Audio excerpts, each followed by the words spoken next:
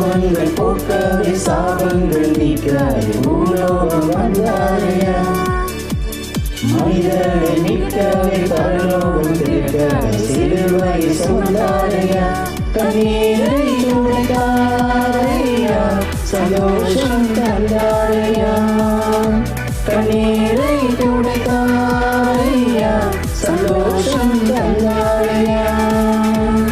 எங்கள் இயேசுவே, எங்கள் இயேசுவே, எங்கள் இயேசுவே, எங்கள் இயேசுவே, எங்கள் இயேசுவே, எங்கள் இயேசுவே, எங்கள் இயேசுவே, எங்கள் இயேசுவே.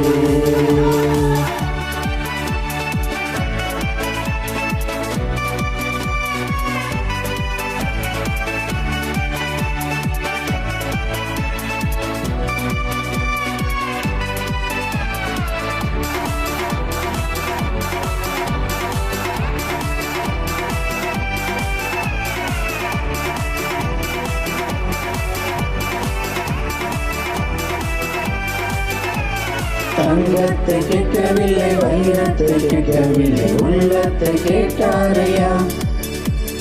ஆஸ்தியை கேட்கவில்லை, அந்தஸ்தை கேட்கவில்லை, உள்ளத்தை கேட்டாரையா. நான் தேடி போகவில்லை, என்னை தேடி வந்தாரையா. நான் தேடி போகவில்லை, என்னை தேடி வந்தாரையா. எங்கள் இயேசுவே, எங்கள் இயேசுவே, எங்கள் இயேசுவே, எங்கள் இயேசுவே, எங்கள் இயேசுவே, எங்கள் இயேசுவே, எங்கள் இயேசுவே, எங்கள் இயேசுவே.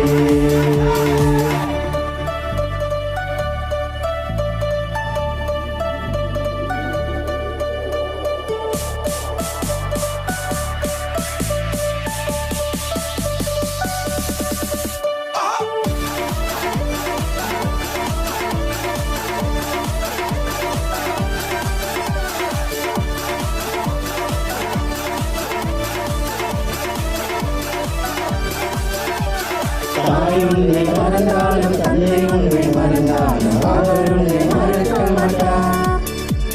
நண்பர் உன்னை மறந்தாலும் உற்றார் உன்னை மறந்தாலும் அவர் உன்னை மறக்க மாட்டார். கரம் பிடித்து நடத்திடுவார், கண்மலை மேல் இருத்திடுவார். கரம் பிடித்து நடத்திடுவார், கண்மலை மேல் இருத்திடுவார். எங்கள் இயேசுவே, எங்கள் இயேசுவே, எங்கள் இயேசுவே, எங்கள் இயேசுவே, எங்கள் இயேசுவே, எங்கள் இயேசுவே, எங்கள் இயேசுவே, எங்கள் இயேசுவே.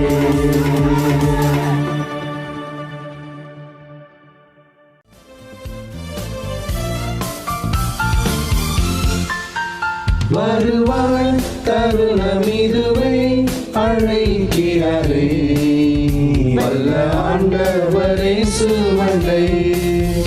வருவாய் தருணம் இதுவே அழைக்கிறாரே, வல்ல ஆண்டவரே சுவண்டை.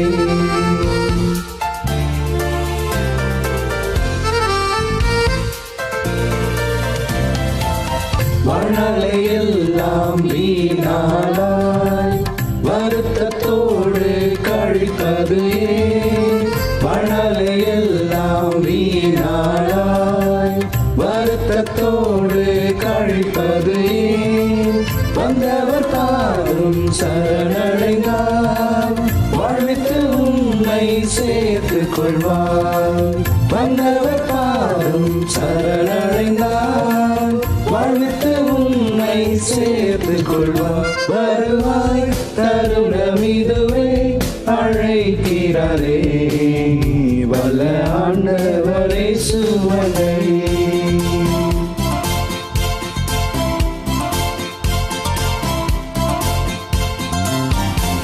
கட்டின வீடும் நிலம் பொருளும் கட்டிடும் ஊற்றார் உறவினரும். கட்டின வீடும் நிலம் பொருளும் கட்டிடும் ஊற்றார் உறவினரும். கூடு விட்டு உண்ணாவி போனார் கூட உன்னோடு வருவதில்லை. கூடு விட்டு உண்ணாவி போனார் கூட உன்னோடு வருவதில்லை. வருவாய் தருணம் இதுவே அழைக்கிறாரே வல்ல ஆண்டவரே சுவனை.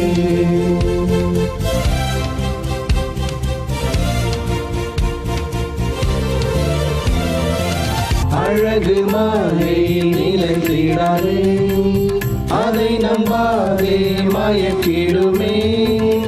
அழகு மாலை நிலைத்திடாதே அதை நம்பாதே மயக்கிடுமே. மரணமோ நான் சந்திக்குமே மறவரே உன்னாண்டவரை. மரணமோ நான் சந்திக்குமே மறவரே உன்னாண்டவரை. வருவாய் தருணம் இதுவே அழைக்கிறாரே வல்ல ஆண்டவரே சுவனை.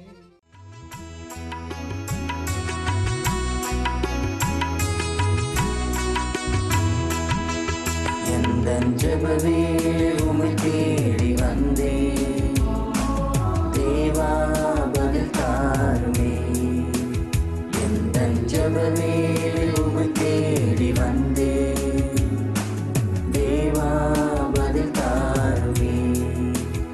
எந்தன் கோட்டை எந்தன் தஞ்சம் உம்மை நான் நாடி வந்தேன். எந்தன் கோட்டை எந்தன் தஞ்சம்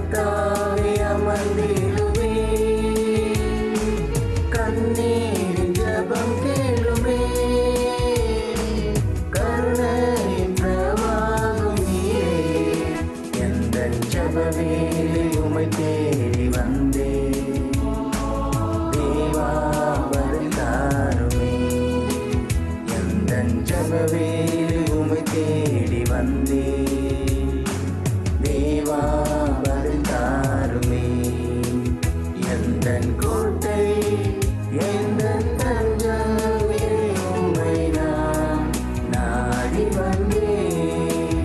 எந்தன் கோட்டை எந்தன் தஞ்சம் நீரே, உம்மை நான் நாடி வந்தேன். Good morning brothers and sisters, எல்லாருக்கும் காலை வணக்கம். இந்த ஒரு ஞாயிற்றுக்கிழமை ஆராதனைக்கு உங்களை எல்லாரையும் வருக வருக என்று வரவேற்கிறேன். வேதாமத்திலிருந்து ஒரு வசனத்தை படிப்போம். யாத்ராகமும் 33:14. என் பிரசன்னம் உனக்கு முன்பாக செல்லும், நான் உனக்கு இளைப்பாறுதல் தருவேன் என்றார். இது மிகவும் பிடித்தமான ஒரு வசனம். நிறைய பேருக்கு மனப்பாடமாகவே இந்த ஒரு வசனம் தெரியும். நிறைய வாகனத்தில் இந்த ஒரு வசனத்தை ஒட்டியிருப்பதை கூட நீங்க பார்ப்பீங்க. இந்த ஒரு வசனத்தை நாங்கள் கடந்த வாரம் உணர்ந்தோம். நானும் என் குடும்பத்தாரும் ஒரு தூர பயணம் போய்கொண்டிருந்தோம். எங்களை தாண்டி எங்களை கடந்து ஒரு இனோவா கார் போனது. சில நொடிகளிலே அந்த ஒரு காருக்கு பேர் விபத்து ஏற்பட்டது. நிறைய சேதாரமானது. அதை கண்டு நாங்கள் மிகவும் துக்கமடைந்தோம். அதே நேரத்தில் தேவனுடைய அந்த ஒரு பாதுகாப்பை குறித்து நாங்கள் மிகவும் நன்றி சொன்னோம். இது போல பல நேரத்தில் தேவனுடைய ஒரு பாதுகாப்பை என் குடும்பமும் நானும் உணர்ந்தோம். சகோதர சகோதரிகளை, கண்டிப்பா நீங்களும் நிறைய இடத்துக்கு பயணம் செய்திருப்பீர்கள். நிறைய இடத்துக்கு போயின்னு வந்து இருக்கிறீங்க. கண்டிப்பா நான் நம்புறேன் அவரோட பாதுகாப்பை நீங்க உணர்ந்திருப்பீங்கன்னுட்டு. நிறைய நேரத்துல நம்மளுக்கு தெரியாமலே அவர் நம்மளை பாதுகாத்து கொண்டிருக்கிறார். நிறைய ஆபத்தில் இருந்து, நிறைய விபத்தில் இருந்து, நிறைய கொள்ளை நோய்கள் இருந்து நம்மளை பாதுகாத்து கொண்டிருக்கிறார். அப்படியான ஒரு தேவனை நாம் இன்று காலைக்கு ஆராதிக்க வந்திருக்கிறோம். எல்லாரும் நம்ம மனசு முழு இருதயத்தோடும் மனசும் நாம தேவனிடத்தில் ஒப்பு கொடுப்போம். இந்த வசனத்தை கேட்கும் போது நம்ம அதை ஏற்றுக்கொண்டு அது பிரகாரம் நடக்கிறவங்களா இருக்குவோம். நம்மளுக்காக தெய்வ செய்தியை லாசர் சகோதரர் தரார். நம்ம தொடர்ந்து ரூத் சாப்டர் 4 கத்துக்க போறோம். தலைவணங்கி இந்த ஆராதனை தேவனிடத்தில் ஒப்பு கொடுப்போம். ஜெபிக்கலாம். மகா பரிசுத்தமும் இரக்கமும் கருணையும் கிருபையும் நிறைந்த தேவனே, கர்த்தாவே, எல்லா ஆபத்திலிருந்தும் விபத்திலிருந்தும் எங்களை காத்து கொண்டு வருகிறீர். ஆண்டவரே, எல்லா கொள்ளை நோய்களிலிருந்தும் எங்களை காப்பாற்றி கொண்டு வருகிறீர் கர்த்தாவே. அதுக்காக மிகவும் நன்றி சொல்றேன் ராஜாவே. கர்த்தாவே, இந்த முழு ஆராதனை உங்க பாதத்தில் ஒப்பு கொடுக்குறோம் ராஜாவே. செய்து கொடுக்குற அந்த சகோதரோடும் நீர் துணையா இருந்த ராஜா, உங்க பரிசுத்த ஆவி மூலியமா பேசட்டும். மற்றும் நம்ம ஆராதிக்கும் போது கர்த்தாவை முழு இறுதித்தோடும் ஆண்டவரே உங்களை தொழுது கொள்வதற்கு, ஆண்டவரே உங்களை போற்றி புகழ்வதற்கு நீர் உதவி செய்யும் கர்த்தாவே. எல்லா ஒரு தடைகளும் ஆண்டவரே, எல்லாவோட இடைஞ்சலும் ஆண்டவரே எடுத்து போடும் அப்பா இயேசு சுவாமி. இந்த முழு ஆராதனை உங்க பாதத்தில் ஒப்பு கொடுக்குறோம். எங்களுக்காக மரித்து உயிர்த்தெழுந்த இயேசுவின் நாமத்தினால ஜெபிக்கிறேன் ஜீவனுள்ள பிதாவே, ஆமென்.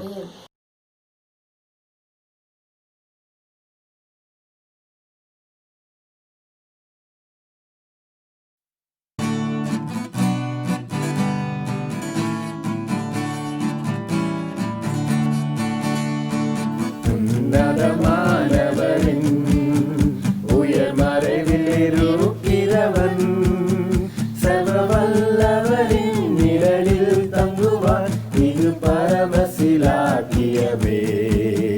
சர்வவல்லவரின் நிழலில் தங்குவான், இது பரமசிலாக்கியமே. அவர் செட்டையின் கீழ் அடைக்கலம் புகழ்வே, தம் சிறகுகளால் மூடுவார். அவர் செட்டையின் கீழ் அடைக்கலம் புகழ்வே, தம் சிறகுகளால் மூடுவார். தேவன் என் அடைக்கலமே, என் கோட்டையும் மரணும் அவர். அவர் சத்தியம் பரிசையும் கேடகமாம், என் நம்பிக்கையும் அவரே. அவர் சத்தியம் பரிசையும் கேடகமாம், என் நம்பிக்கையும் அவரே.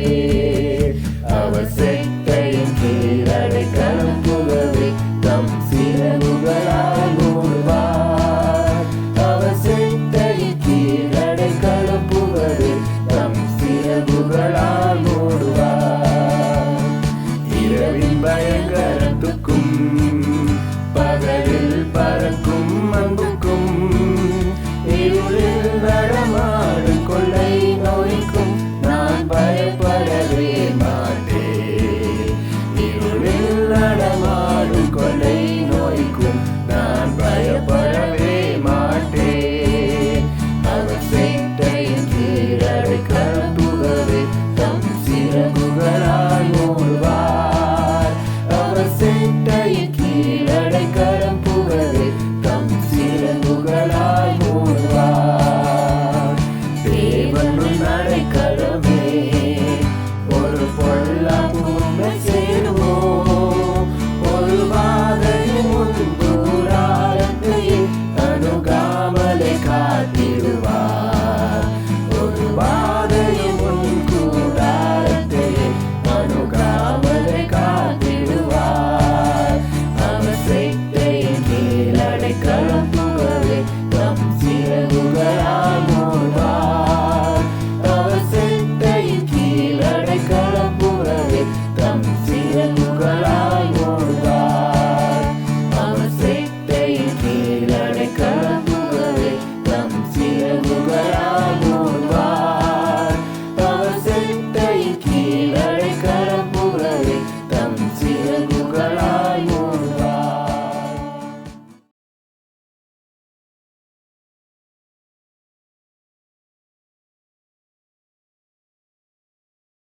கிறிஸ்துவுக்குள் பிரியமான சகோதர சகோதரிகளே, இந்த அற்புதமான ஞாயிற்றுக்கிழமை காலையில் உங்கள் எல்லோரையும் சந்திப்பதில் மகிழ்ச்சி அடைகிறேன். நாம் வெவ்வேறு இடங்களிலிருந்து ஆராதித்தாலும் ஒருமனப்பட்டு ஏக சிந்தையோடு நாம் ஆராதிப்பதற்கு இந்த ஸ்லாக்கியத்தை கொடுத்ததற்காக தேவனுக்கு நாம் நன்றி கூறுவோம். தேவன் நம் எல்லோரையும் தொடர்ந்து காத்து வழி நடத்தி வருகிறார் என்று நான் விசுவாசிக்கிறேன். கடந்த 3 வாரங்களாக நாம் ரூத் புத்தகத்திலே தேவ செய்தியை கேட்டு வந்தோம். இன்றும் அந்த தொடரிலே கடைசி பகுதியை நாம் கேட்க இருக்கிறோம்.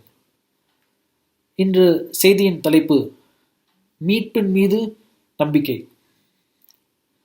இந்த தேவ செய்தியை நாம் பார்ப்பதற்கு முன்பதாக ஒரு சிறிய ஜெபத்துடன் ஜெபிக்கலாம். அன்பின் தகப்பனே, இந்த அற்புதமான நல்ல நாளுக்காக உமக்கு நன்றி. தேவனே, நாங்கள் பல்வேறு இடங்களிலிருந்து பல்வேறு சூழ்நிலைகளிலிருந்து இந்த இக்கட்டான காலகட்டத்தில் நாங்கள் இருந்தாலும் தேவனே, எங்களை ஏக சிந்தனையோடு ஒருமனப்படுத்தி நீர் எங்களை உம்மை ஆராதிக்க செய்வதற்கு நீர் ஏற்படுத்தி கொடுத்த இந்த ஸ்லாக்கியத்துக்காக உமக்கு நன்றி கூறுகிறோம் தகப்பனே. தேவனே, எப்படியாக நாங்கள் ரூத் புஸ்தகத்தில் படித்தது போல ஆண்டவரே, கஷ்டமான சூழ்நிலையிலும் பிரச்சனைகள் மத்தியிலும் அவர்கள் எப்படி உம்மை சார்ந்து நின்றார்களோ, எப்படி ரூத் உம்மையே விசுவாசித்து உமக்கு முழுமையாக ஒப்பு கொடுத்தார்களோ, அதே போல நாங்களும் உமக்கு ஒப்பு கொடுத்து உம்மீது நம்பிக்கை கொண்டு இருப்பதற்கு எங்களுக்கு நீர் உதவி செய்யும் ஆண்டவரே. இந்த செய்தியில் நீர் எங்களோடு இருந்து உம்முடைய வார்த்தையை நீளே பகிர்ந்து எங்கள் மனதை தொட்டு நாங்கள் மாறத்தக்கதாகவும் உமக்கு பிரியமான பிள்ளைகளாகவும் மாற எங்களுக்கு உதவி செய்யும் ஆண்டவரே. இந்த நேரத்துக்கு நன்றி சொல்லி இந்த செய்தியை இந்த நாளையும் உம்முடைய பாதப்படியில் ஒப்பு கொடுத்து எல்லாம் ஆண்டவரும் இரட்சகருமான இயேசு கிறிஸ்துவின் உன்னத நாமத்தில் ஜெபிக்கிறேன் நல்ல பிதாவே, ஆமென். சகோதர சகோதரிகளே, இந்த செய்திக்கு செல்வதற்கு முன்பதாக நாம் கடந்த 3 வாரங்களில் நாம் பார்க்கக்கூடிய சில காரியங்கள் என்னவென்றால், ரூத் எப்படியாக தேவன் மீது சார்ந்து கொண்டாள். அவளுடைய கஷ்டமான சூழ்நிலையிலும் அவள் முழுமையாக தன்னைத்தான் தேவனுக்கு அர்ப்பணித்தாள். அது மாத்திரமில்லை, தான் தேவன் நமக்கு நம்முடைய தேவைகளை சந்திப்பார் என்ற ஒரு மிகப்பெரிய ஒரு விசுவாசம் அவளிடத்தில் காணப்பட்டது. இந்த இன்றைக்குள்ள செய்தியை பார்ப்பதற்கு முன்பாக நாம் இந்த காலகட்டத்தை குறித்து ஒரு சில காரியங்களை பார்க்கலாம். இந்த காலகட்டம் என்று சொல்வது நியாயாதிபதிகள் புத்தகத்தில் 21வது அதிகாரம் 25வது வசனம் இப்படியாக சொல்கிறது: அந்நாட்களிலே இஸ்ரவேலில் ராஜா இல்லை, அவனவன் தன் பார்வைக்கு சரிபோனபடி செய்து வந்தான். இதை நாம் பார்க்கும் பொழுது எப்படியாக இஸ்ரவேல் மக்கள் ஒரு தலைவன் இல்லாமல், ஒரு கட்டுப்பாடு இல்லாமல் அவனவன் தன் தன் வழியில் சென்று கொண்டிருந்தான் என்பதை நாம் உணர முடிகிறது. ஆனால் இந்த மாதிரியான காலகட்டத்திலும் அநேகர் தேவனை விட்டு விலகி சென்ற போதும் இங்கு சிலரை தேவன் காண்பிக்கிறார். எப்படியாக அவர்கள் தேவனுக்கு விசுவாசமாகவும் தேவனுடைய வார்த்தையை கீழ்ப்படிவதில் முழு இருதயத்தோடு அவர்கள் செயல்பட்டார்கள் என்று நாம் பார்க்க முடிகிறது.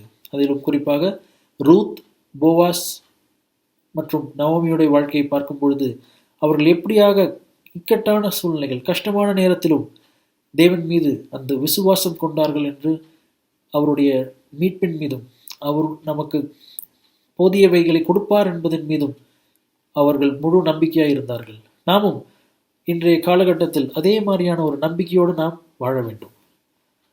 நாம் இன்றைய செய்திக்கு செல்வோம். வாசிக்கலாம். ரூத் 4வது அதிகாரம் 1-6 வரை வசனங்கள். போவாஸ் பட்டண வாசலிலே போய் உட்கார்ந்து கொண்டிருந்தான். அப்பொழுது போவாஸ் சொல்லியிருந்த அந்த சுதந்திரவாளி அந்த வழியே வந்தான். அவனை நோக்கி ஓ என்று பெயர் சொல்லி கூப்பிட்டு, இங்கே வந்து சற்று உட்காரும் என்றான். அவன் வந்து உட்கார்ந்தான். அப்பொழுது அவன் பட்டணத்து மூப்பர்களில் 10 பேரை அழைத்து, இங்கே உட்காருங்கள் என்றான். அவர்களும் உட்கார்ந்தார்கள்.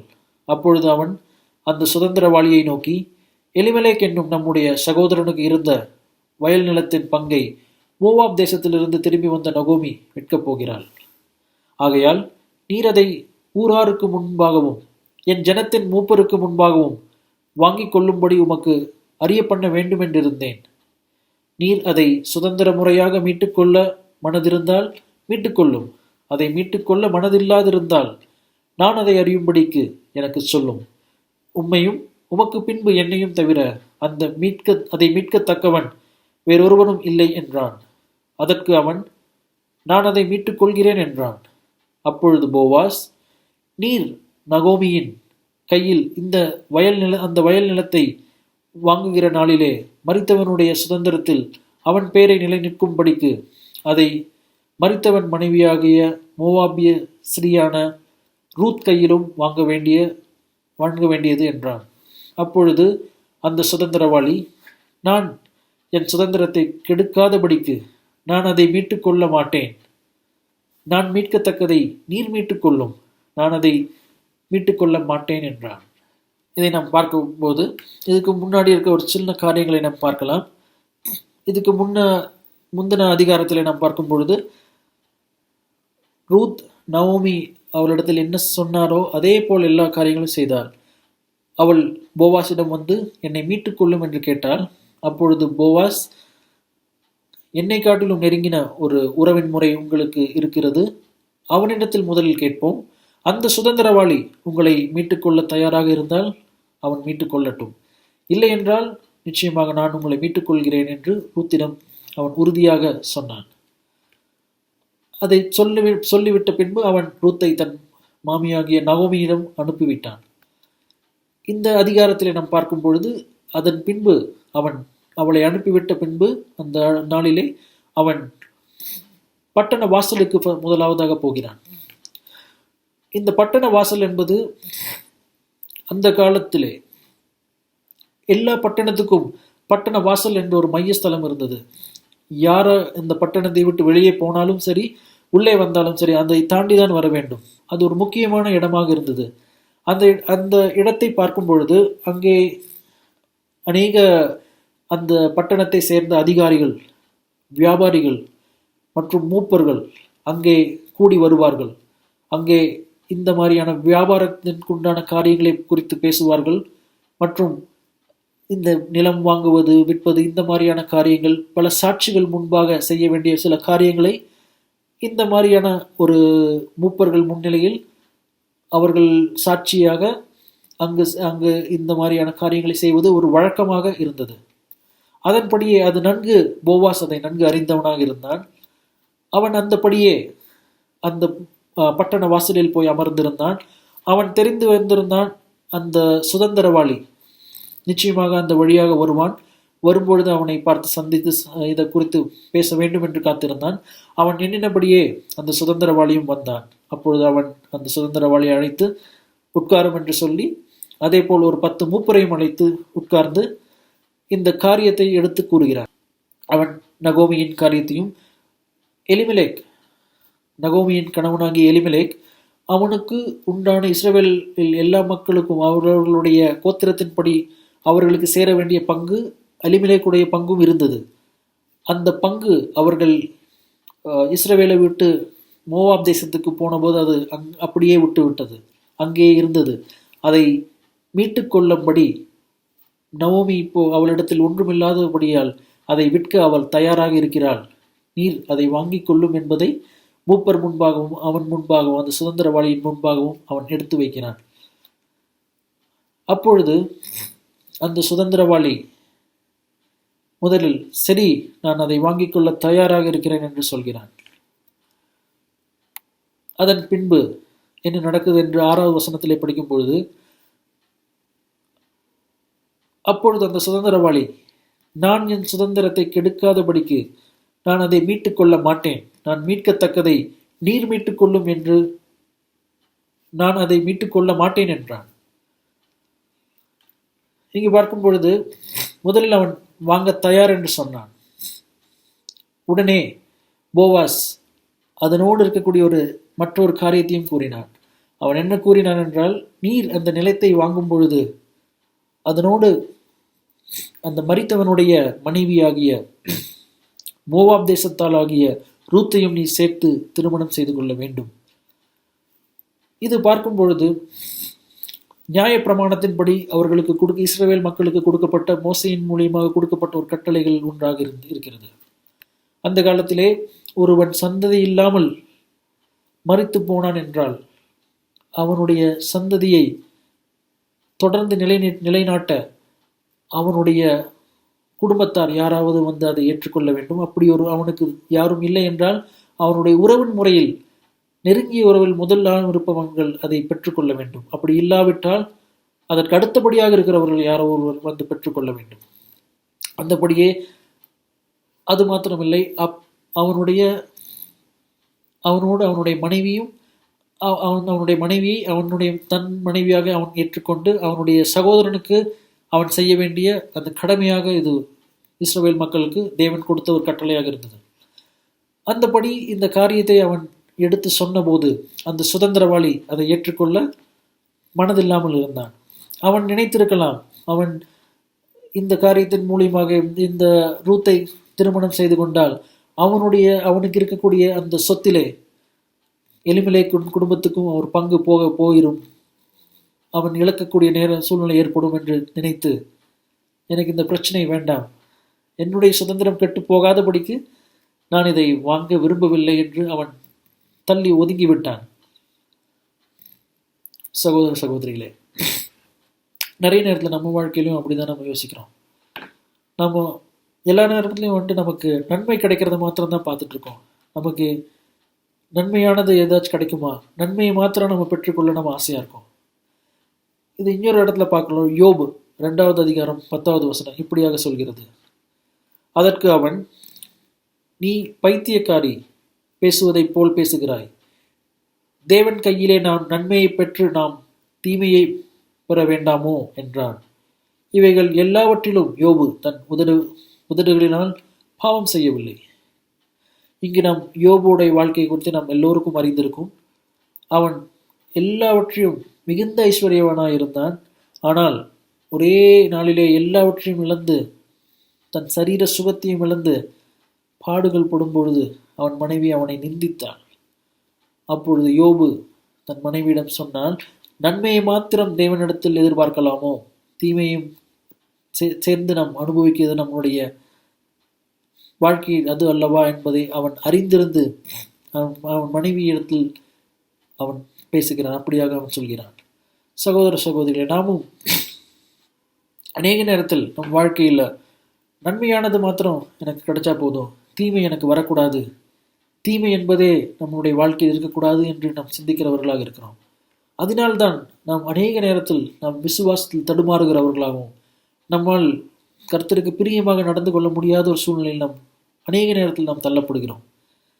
நாம் இந்த காரியத்தை எப்படியும் உணர்ந்து கொள்ள வேண்டியது ஒரு முக்கியமான ஒரு காரியம். ஏனென்றால் நாம் இந்த சுதந்திரவாளியோட காரியத்திலும் அப்படிதான். அவன் அந்த ஒரு கஷ்டத்தை, அந்த ஒரு பாடுகள் பெறுவதற்கு அவன் மனதில்லாமல் இருந்தான். அந்த பாடுகளை சந்திக்க அவன் ஒருவேளை தயாராக இருந்திருந்தால் தேவன் அவனை தேவகுமாரனுடைய சந்ததியில் வருவதற்கு அவனை ஆசீர்வதித்திருப்பார். ஆனால் அவன் அதை இழந்து விட்டான். இந்த ஒரு பிரச்சனையை ஏற்றுக்கொள்ள அவனுக்கு தயாராக இல்லாதனால் அவன் அதை இழந்து விட்டான். தொடர்ந்து வசனத்தை வாசிக்கலாம். 8வது வசனத்தை வாசிக்கலாம். அது இப்படியாக சொல்கிறது: அப்படியே அந்த சுதந்திரவாளி போவாசை நோக்கி, நீ அதை வாங்கிக் கொள்ளும் என்று சொல்லி தன் பாதரட்சியை கழட்டி போட்டான். இங்கு பார்க்கும் பொழுது அவன் அந்த காலத்தின் முறைப்படி அவன் என்ன செய்தான் என்றால், எந்த விதமான இந்த காரியங்களை ஒரு சாட்சிகளுக்கு முன்பாக அதை உறுதிப்படுத்தக்கூடியதாக அந்த காலத்து இஸ்ரவேலில் தன் பாதரட்சியை கழட்டி கொடுப்பது ஒரு வழக்கமாக இருந்தது. அதன்படி அவன் அந்த பாதரட்சியை கழட்டி கொடுத்துட்டு அவன் என்ன சொல்றான், நீர் அதை பெற்றுக்கொள்ளும், நான் அதை பெற விருப்பமில்லை, நீரே அதை பார்த்து கொள்ளும் என்கிறார்.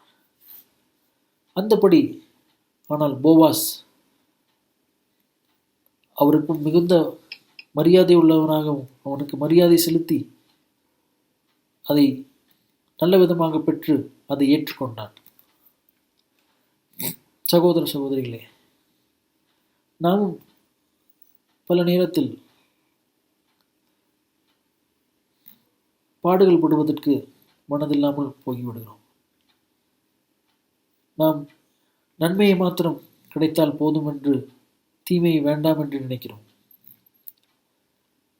கஷ்டப்படுவதற்கு தயாராக நாம் அநேக சூழ்நிலையில் நாம் இருப்பதில்லை. நாம் ஒரு தாவீதினுடைய வாழ்க்கையில் ஒரு சிறிய காரியத்தை பார்க்கலாம்.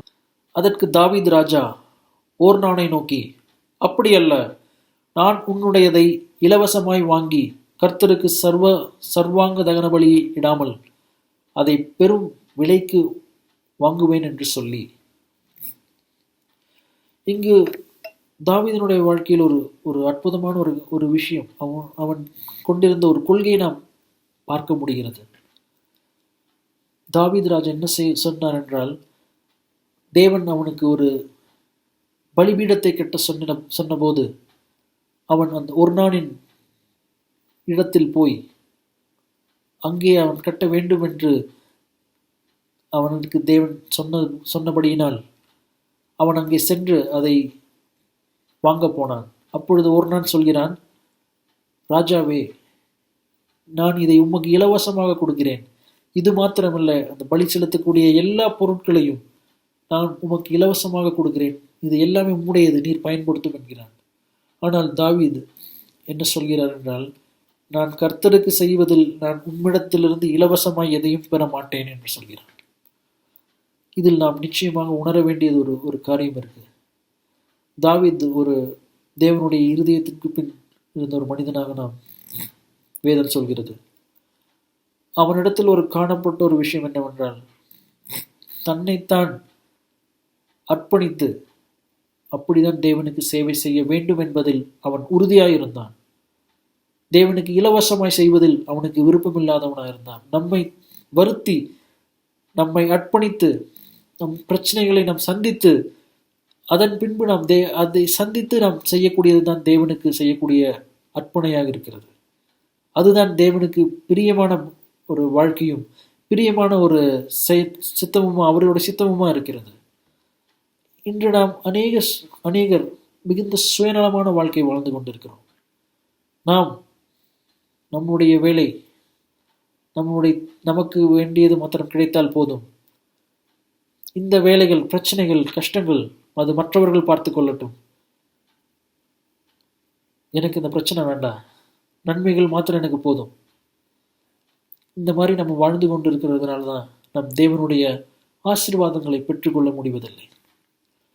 தேவனுக்குள் நாம் வளர முடியாமல் தடுமாறுவதற்கும், தேவனை விட்டு விலகுவதற்கும், விசுவாசத்திலே போராட்டங்கள் ஏற்படுவதற்கும் காரணம் என்னவென்றால், நாம் தேவனிடத்தில் என்ன பெற்றுக்கொள்ளலாம் என்பதை மாத்திரமே நோக்கி வருகிறோமே தவிர, தேவனுக்கு நான் என்ன கொடுக்க முடியும், நான் எவ்வாறாக நான் என்னை அர்ப்பணித்து, என்னை நான் சிரமப்படுத்தி கொண்டு, என்னை நான் தாழ்த்தி கொண்டு தேவனுக்கு நான் எப்படியாக சேவை செய்ய வேண்டும், அந்த ஒரு எண்ணம் நமக்கு இருக்க வேண்டும்.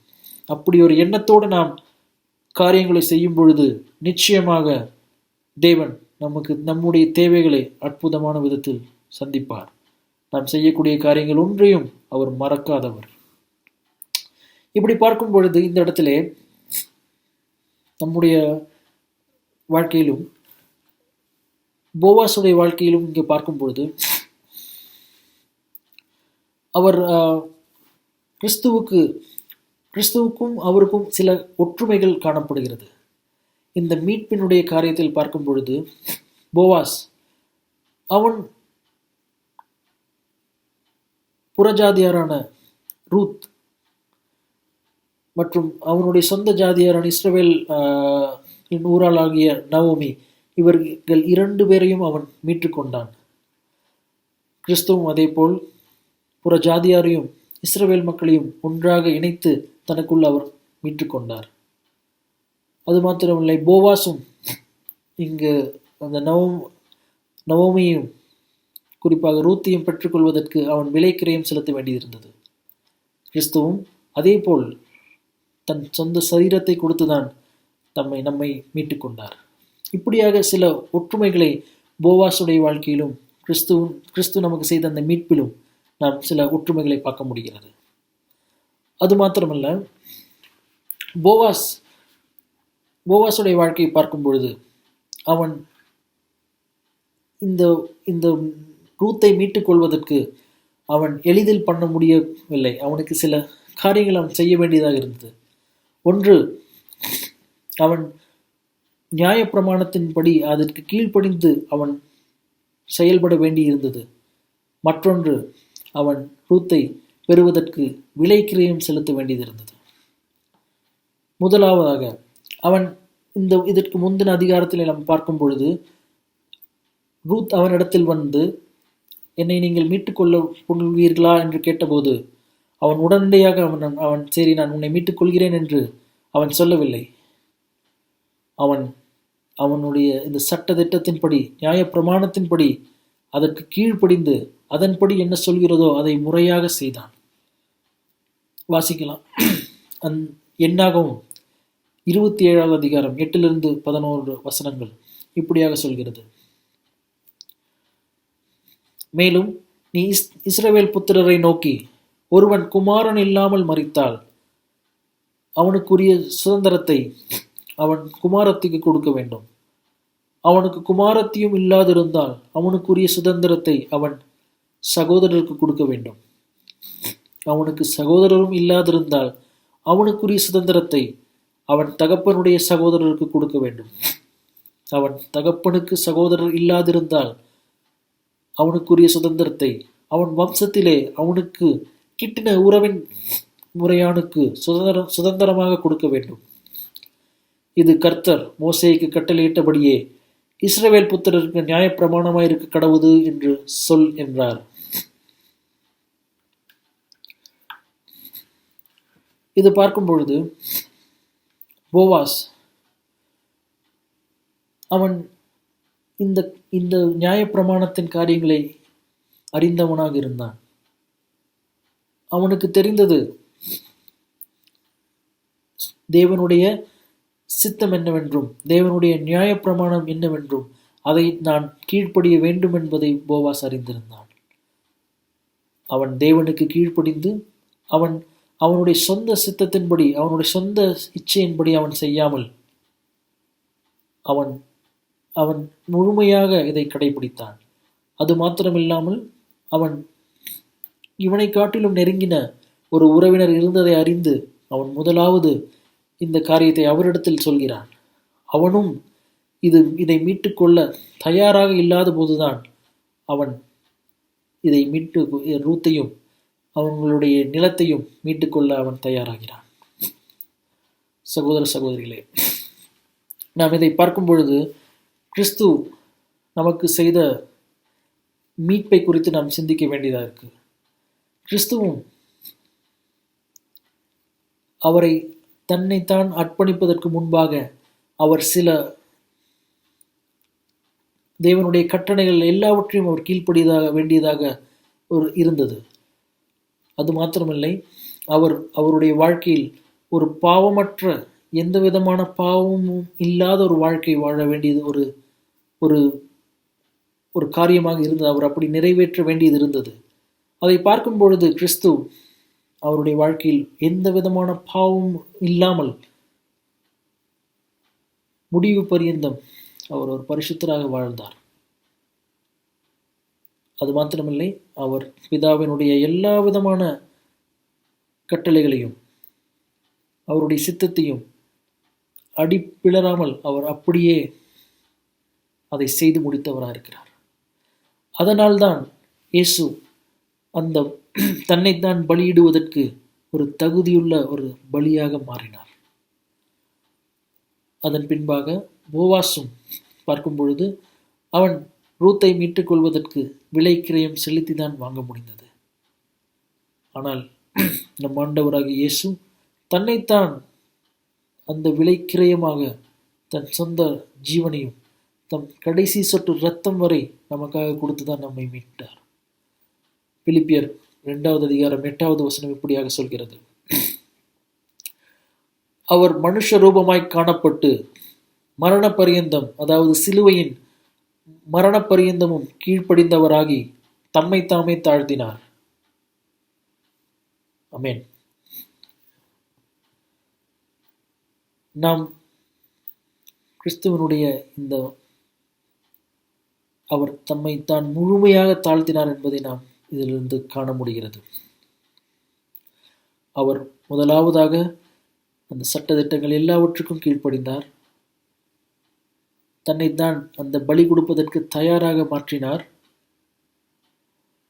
பின்னதாக தன்னை முழுமையாக அர்ப்பணித்தார். பிதாவினுடைய சித்தத்திற்கு தன்னை முழுமையாக ஒப்பு கொடுத்து தன்னை முழுமையாக அர்ப்பணித்து நமக்கு ஏற்ற ஒரு பலியாக தன்னைத்தான் செலுத்தினார். அவர் நம்மை எந்த விலைக்கிரையும் இல்லாமல் அவர் நம்மை மீட்டுக் கொள்ளவில்லை. அவருடைய சொந்த இரத்தத்தினால், அவர் பட்ட பாடுகளினால், அவர் அனுதினம் பட்ட பாடுகளினால், தன்னைத்தான் ஒப்பு கொடுத்து வாழ்ந்ததினால் நம்மை மீட்டுக்கொள்ள முடிந்தது. அதை நாம் ஒவ்வொரு நாளும் நாம் சிந்தித்து அதன்படி நாம் செயல்பட வேண்டியது ஒரு அவசியமாக இருக்கிறது.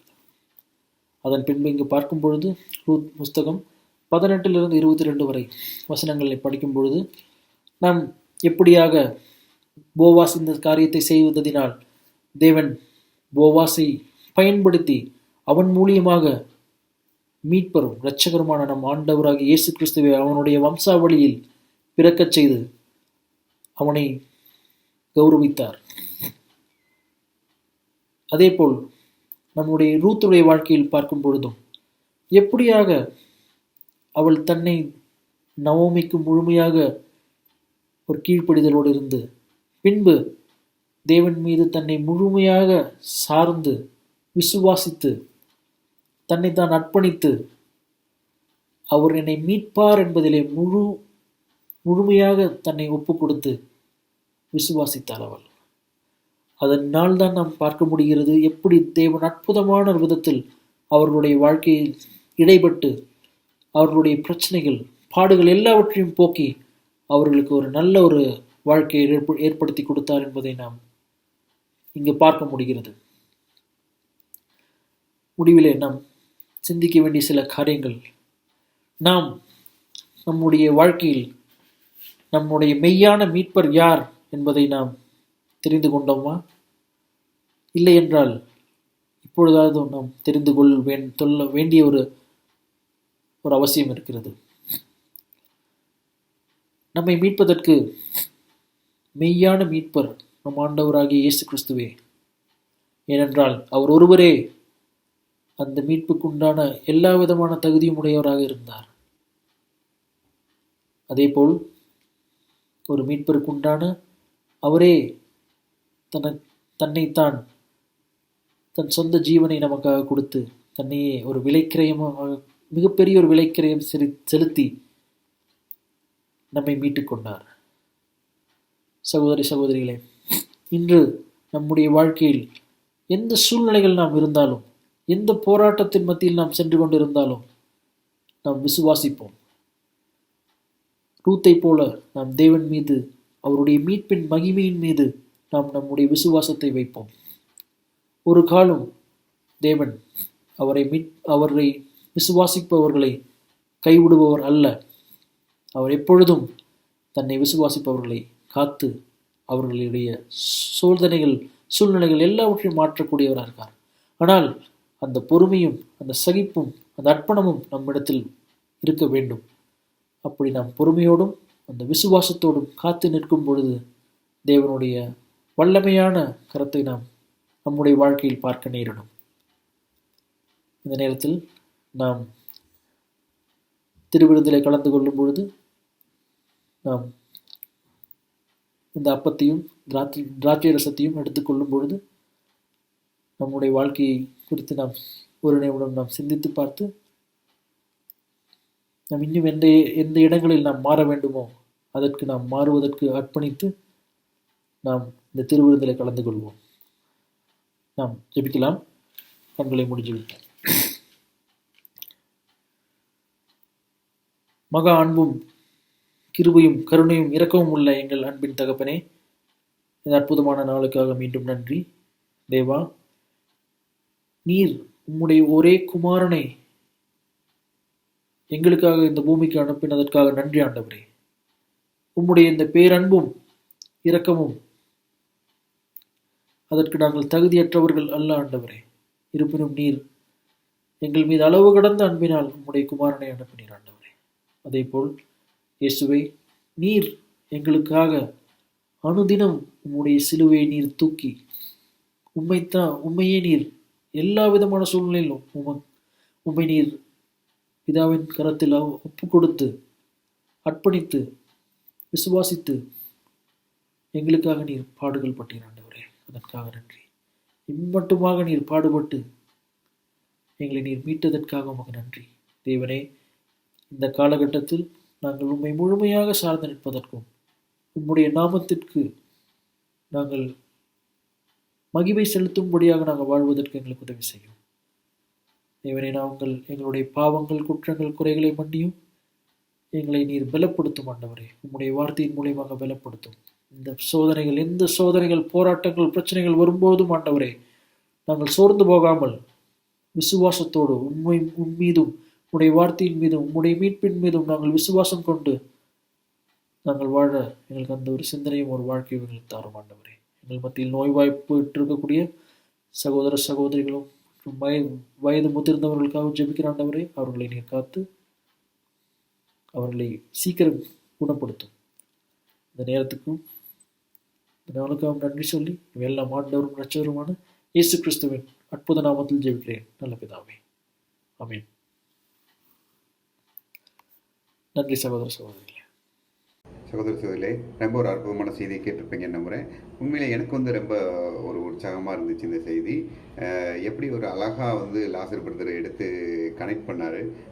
அந்த ரூத்துவும் நகோமியையும் பார்க்கும்போது அவங்க ஒரு மோபிய ஸ்திரீ, புறஜாதியார், இவங்க இஸ்ரவேல், இவங்க 2 பேரையும் திருத்தரையும் ஒன்றா ஆக்கணி மீட்டெடுத்தார். எப்படி இயேசு கிறிஸ்து அதை இயேசு கிறிஸ்துவோட ஒப்பிடும்போது ஒரு புதுவிதமான ஒரு கோணத்தில் பார்க்கத எனக்கு ரொம்ப ஒரு புதுசாக கற்றுக்கிட்ட ஒரு சந்தோஷம் இருந்துச்சு.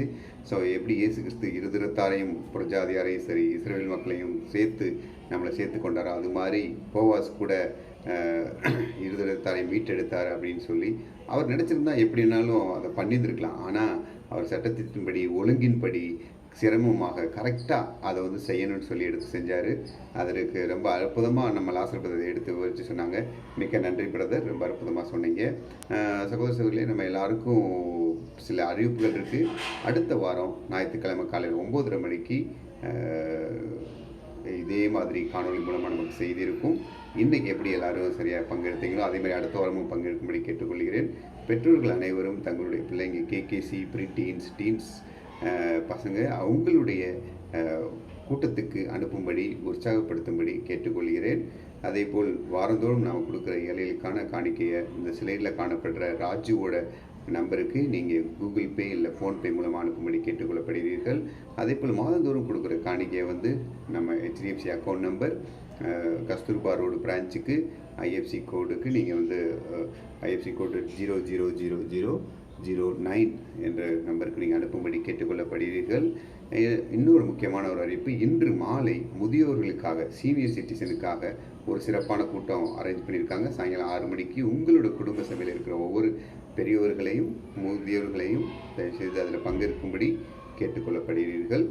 இதோடு நம்ம ஆராதனை முடிவடைந்து நம்ம ஜெபத்தோடு முடித்துக் கொள்ளலாம். அன்புள்ள ஆண்டவரே, இந்த வேலைக்காக துதிக்கிறோம், ஸ்தோத்திரிக்கிறோம், வணங்குகிறோம், வாழ்த்திய ராஜா. நீ நல்லவர், வல்லவர், கிருபையுள்ளவர், நேற்றும் என்றும் என்றும் மாறாதவர். இந்த நாளையும் நாங்கள் கொடுக்க தாவை எப்படி போவாஸ் மூலமாக ஆண்டவரே எங்களுக்கு தாவீது ராஜா மற்றும் தேவகுமாரன் இயேசு கிறிஸ்து உம்முடைய மூலமாக நாங்கள் அனைவரும் ரட்சிக்கப்படும்படியாக இந்த உலகத்தை நீ காத்துக்கொள்ளும்படியாக ஏற்படுத்தினதுக்காக நன்றி. அவர் எப்படி எல்லா சட்டத்திட்டங்களுக்கும் உடன்பட்டு அற்புதமாக அவங்க நவமியையும் ரூத்தையும் மீட்டெடுத்தாரோ அதுபோல் நாங்களும் கொடுக்கிற தாவே எந்த நேரத்தில் என்ன செய்யும் பொழுதும் ஒரு சட்டத்திட்டத்திற்கு அதற்கு உட்பட்டு அதன்படி சரியாக செய்வதற்கு கிருபை செய்யுங்க. உங்களுடைய கையில் எங்களை ஒப்பு கொடுக்கிறோம், வணங்கிறோம், வாழ்த்துகிறோம், புகழ்கிறோம், போற்றுகிறோம். இந்த நாட்களில், இந்த சமயங்களில் இருக்கிற ஒவ்வொரு இந்த காணொலி மூலமாக காட்டுகிற அனைவரையும், அனைவரும் ஆத்துமாக்களையும் நீர்தாமே பொருட்படுத்துங்க, வழிநடத்துங்க, ஆசீர்வதிங்க, பலப்படுத்துங்க. யாருக்கும் எந்த நோய் நொடியும் இல்லாமல் பாதுகாத்துக் கொள்ளுங்க. ஆண்டவரே, சில பேர் ஆண்டவரே நோயினாலே பாதிக்கப்பட்டிருக்கிறார்கள், சில பேர் கொடுக்கத்தாவே ஆண்டவரே வேலை இல்லாமல் இருக்கிறார்கள், சில பேர் சம்பளம் குறைவாக காணப்படுகிற அனைவரையும் நீர்தாமே பாதுகாத்துக் கொள்ளுங்க, வழிநடத்துங்க. அனைவருக்கும் தேவையான உணவு, உடை, இருப்பிடம் எல்லாம் நீரை கொடுங்க ராஜா. உங்களுடைய கையில் எங்களை ஒப்பு கொடுக்கிறோம். இந்த வாரம் முழுவதும் உங்களுடைய அனுக்கிரகமும் ஆசீர்வாதமும் எந்த குறைவும் இல்லாமல் பாதுகாத்துக் கொள்ளுமாறு எல்லாம் உள்ள மகன் இயேசு நமது கேட்க நல்ல பிதாவே, ஆமேன். Thank you brothers and sisters. மீண்டும் அடுத்த வாரம் சந்திப்போம்.